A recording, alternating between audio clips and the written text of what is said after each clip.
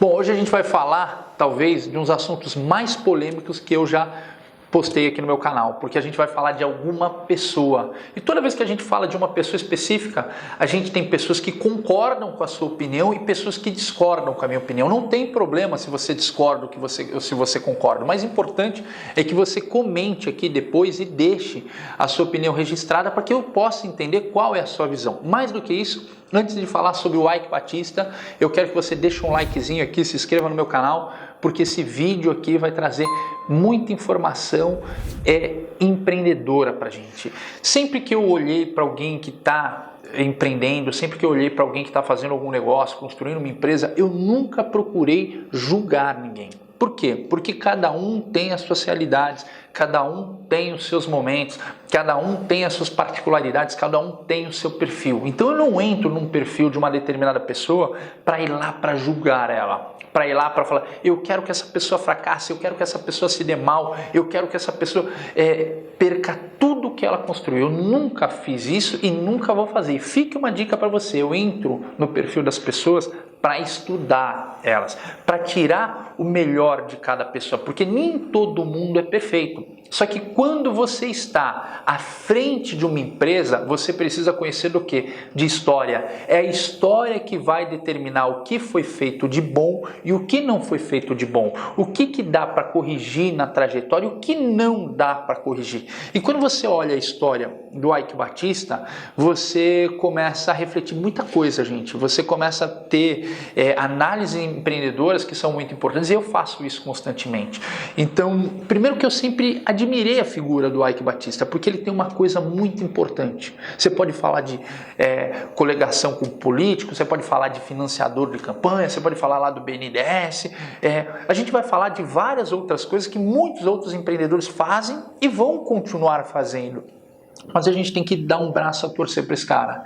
Esse cara tem uma característica muito forte de homens de sucesso. E homens, quando eu falo homens, mulheres, eu falo no geral, pessoas que realmente resolveram ter sucesso, que é coragem.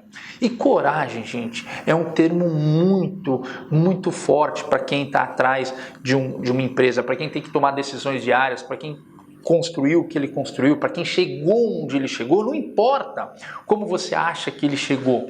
Um dia ele viu a vida muito diferente do que a maior parte da população no mundo vai ver. Ah, Rodrigo, mas a corrupção, eu não penso isso. Eu, particularmente, antes de falar os erros deles que me fizeram aprender muita coisa, eu penso que, infelizmente, no Brasil, você tem uma trava natural. E quem corre mais rápido do que o sistema, né, que a gente tem no nosso país, e aí, entre outros sistemas, muitas vezes essa corrida que o empresário tem para crescer, ele encontra o Brasil totalmente burocrático, totalmente onde não dá mais para voltar atrás. Quando você monta uma empresa aqui no Brasil, você não consegue mais voltar atrás. E aí, eu acho que em algum momento na vida dele, tá? Eu não posso dizer, eu acredito que não, mas eu acredito que em algum momento da vida dele, ele, com algumas pressões para manter os negócios, ele teve que se aproximar de algumas pessoas que não eram bem vistas. Se ele tomou uma decisão certa ou errada, eu não estou aqui para julgar ele.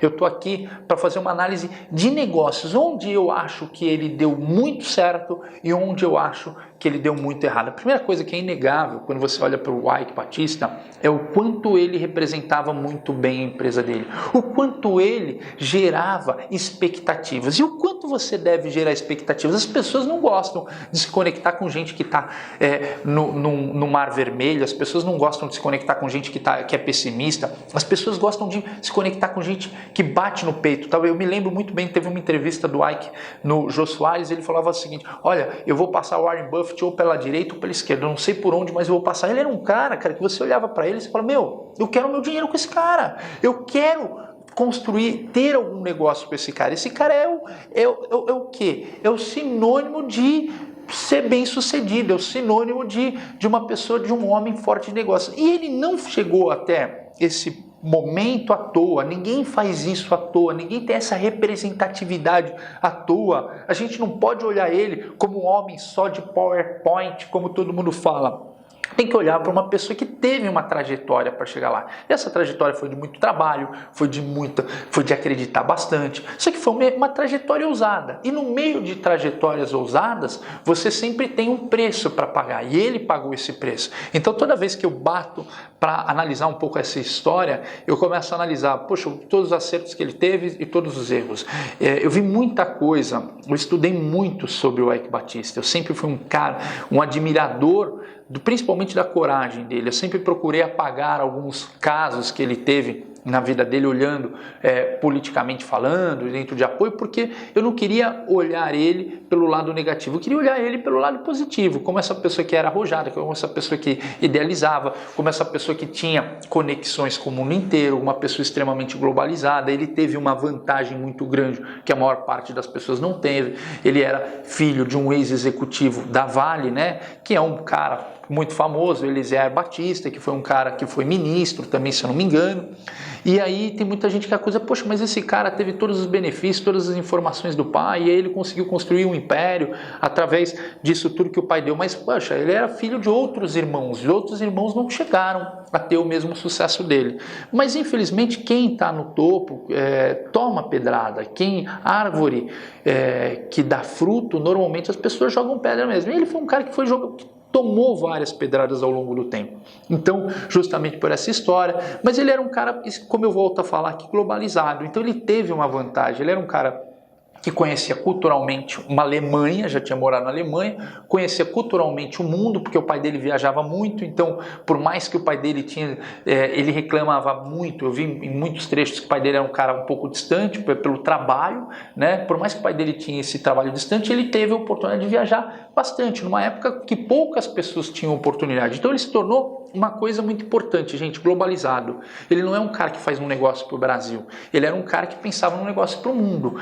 E ele teve alguns êxitos na vida dele. Aí quando a gente olha o PowerPoint, fala assim, poxa, mas o cara era uma empresa de PowerPoint. Não, não é. É que, infelizmente, um dos negócios, que era a OGX, que era a empresa de petróleo, né, teve um problema, onde na época ele investiu em alguns poços de petróleo. Esses poços de petróleo poderiam ser de qualquer outra companhia. A empresa dele tinha estava menos capitalizada do que outras empresas, e ele já tinha uma fama numa determinada época que ele era um homem de PowerPoint. O que aconteceu? A partir do momento que o primeiro resultado deu negativo, um resultado expressivo, ele, um homem de vários outros negócios, e outros negócios puxaram a descredibilidade ou a falta de credibilidade das outras empresas. Por quê? Porque você é um investidor, você está lá, você está acreditando em determinados negócios. Quando você percebe que uma não deu certo, e você vê um barulho de mercado, o que você faz? Arranca o dinheiro. Quando você arranca o dinheiro daquela empresa, aquela empresa que tem um capital aberto, essa empresa fica sem capital. Essa empresa sem capital é muito difícil com que essa empresa consiga tomar as iniciativas. Então eu sempre olhei ele como uma pessoa que infelizmente deu um azar em um determinado momento da vida dele, e isso acontece com o empreendedorismo, só que esse azar dele trouxe um efeito muito grande para outros negócios. E o que a gente aprende sobre isso? O que eu mais aprendi é que é o seguinte, ele falava muito, vou mostrar aqui para vocês na lousa, de um negócio que era a visão 360. Cara, essa visão 360 que é acompanhar as empresas de uma forma... Cara, eu acompanho todos os processos da minha empresa, eu consigo ter uma visão das oportunidades, eu consigo ter uma visão do mercado, eu consigo ter uma visão. Por quê? Porque eu recebo alguns números, alguns indicadores através dessa visão, e eu tenho algumas particularidades. E aí você começa a perceber, gente, que isso aqui... Qual era o grande problema? Quando você fala que ele tinha uma mineradora de carvão, quando ele fala que ele tinha uma mineradora também normal, eu acho que era MMX, aí ele tinha uma empresa de logística, se eu não me engano era LLX, aí ele tinha uma empresa de eventos, aí ele tinha uma petroleira, né? Uma petroleira, aí ele comprou o Hotel Glória, a Marina no Rio de Janeiro. Eu acho que ele comprou um hotel no Rio de Janeiro, não sei se é o nome do hotel, o Hotel Glória. Gente, não importa isso. Importa que esse cara comprou o mundo. Ele saiu comprando, adquirindo. Por quê? Porque ele recebeu muito dinheiro com papel. É claro que ele vendeu sonho para as pessoas. O empreendedor vende o quê para as pessoas? O empreendedor vende perspectiva. Olha, eu sou um homem de negócio. Vem ganhar dinheiro comigo. Eu vou te dar dinheiro. E ele deu dinheiro durante muito tempo para algumas pessoas. E talvez aí esteja o grande erro. Por quê? Porque o Ike Batista, na grande maioria das vezes, ele era um acionista principal dos negócios. Ou seja, e aí o que ele fez? Ele começou a trazer grandes executivos, cara. Ele começou a trazer pessoas do mercado que tinham uma visibilidade do tamanho do mundo. O que essas pessoas chegavam? Essas pessoas chegavam com o pé em cima da mesa para ganhar milhões, para ganhar muitas vezes participação de negócio. E aí quando o cara chega... Vamos avaliar um cara que chega com toda a pompa, com o pé em cima da mesa e que já está no momento estável da vida dele, e toda essa galera que é Ambev, né, da vida, que do Jorge Paulo Lemann sempre fez questão de formar, que é uma galera jovem querendo correr, querendo buscar, querendo ser executivo, brigando pelo mercado. Então, o Ike Batista, ele contratou figurões. Você pega a história do Jorge Paulo Lemann, quem que é as pessoas que construíram lá atrás a Ambev, né, que construíram, depois se tornou Ambev?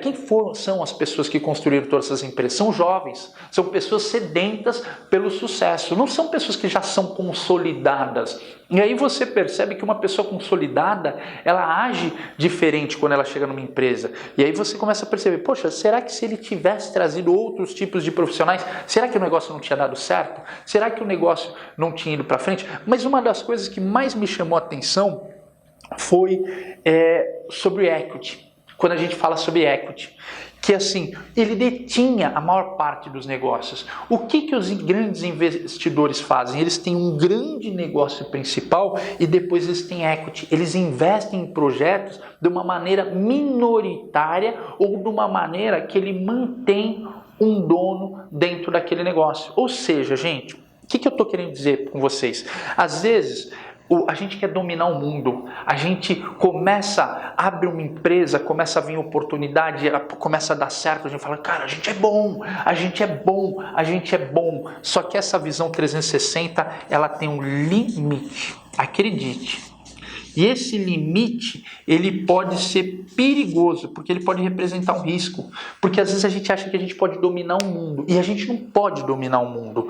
E aí o que acontece? A gente quer abraçar toda uma cadeia, quer fazer tudo sozinho, e aí não dá certo. O que grandes investidores fazem hoje? Por que fundos de investimento pega o Rodrigo, que tem lá um projeto gigantesco, e toca esse projeto, que vive desse projeto, que transpira esse projeto, que é apaixonado por esse projeto e deposita rios de dinheiro no Rodrigo? Simplesmente por um motivo específico, porque eles sabem que o negócio deles não é o meu negócio, o negócio deles é dinheiro, efetivamente dinheiro, e tem alguém que vai ter que representar por contrato, por meta, por evolução, por números, aquele determinado capital que aquela empresa faz. A pressão inverte, fica do tamanho do mundo no meio de um contrato. Esse contrato normalmente representa um risco e essa pessoa representa aquele negócio com unhas e dentes. Ou seja, normalmente hoje as pessoas que estão fazendo as maiores fortunas no mundo têm um negócio principal, que foi o negócio da vida delas, e outros negócios como investidores. E aí elas conseguem ter o quê? Um valuation muito grande, porque elas são investidores de grandes negócios que dão certo, porque tem pessoas por trás. E não são executivos, são donos de um negócio. Então você começa a pensar que a figura do Ike, que era um cara visionário, que era um cara agressivo, que era um cara arrojado, que era um cara que pensava, que era um cara globalizado, de repente ele poderia ter usado a figura dele de uma outra maneira. De que maneira poderia ser? De uma maneira mais um hub de negócio, um hub. Ele tivesse construído um principal negócio e usasse o dinheiro do capital dele para investir em pequenos outros negócios, ou negócios que tinham figuras ou pessoas que iam cuidar. Então talvez a visão 360 em algum momento fracassou, mas isso não tira o mérito. Infelizmente o que eu vejo que hoje é um cara que possivelmente está lutando, O grande problema, e esse é um problema que você precisa tomar cuidado, que quando você chega, gente, uma coisa é quando você quebra pequeno. O cara quebra pequeno, ele fica com uma conta de 100 mil. 100 mil reais para pagar, não é nada. Daqui a pouco ele montou outro negócio, ele parcelou isso, teve um desconto, os caras com 50 conto ele paga, em 10 pau de 5 ele paga. O médio, gente, ele vira, o médio para frente, ele vira um apagador de incêndio o resto da vida, porque aí você tem vários negócios, aí você não consegue encerrar as empresas, aí você tem vários processos que aquilo vai gerar para você e você vai ficar toda uma vida, sabe o que, no Brasil, numa defensiva. Por isso que você tem que tomar muito cuidado quando você chega num tamanho médio para não deslumbrar. Se a sua empresa não está estruturada, não está com alicerce, não deslumbrar ou caminhos muito loucos fora daquele seu negócio principal. Porque às vezes você não tem um alicerce aqui, você simplesmente está girando. Aí você fala, mas eu vou fazer aquilo, eu vou fazer aquilo. E aí o que acontece? Aí você toma uma ré, aí o empreendedor toma uma ré e ele vai ficar o resto da vida na defensiva. O resto da vida...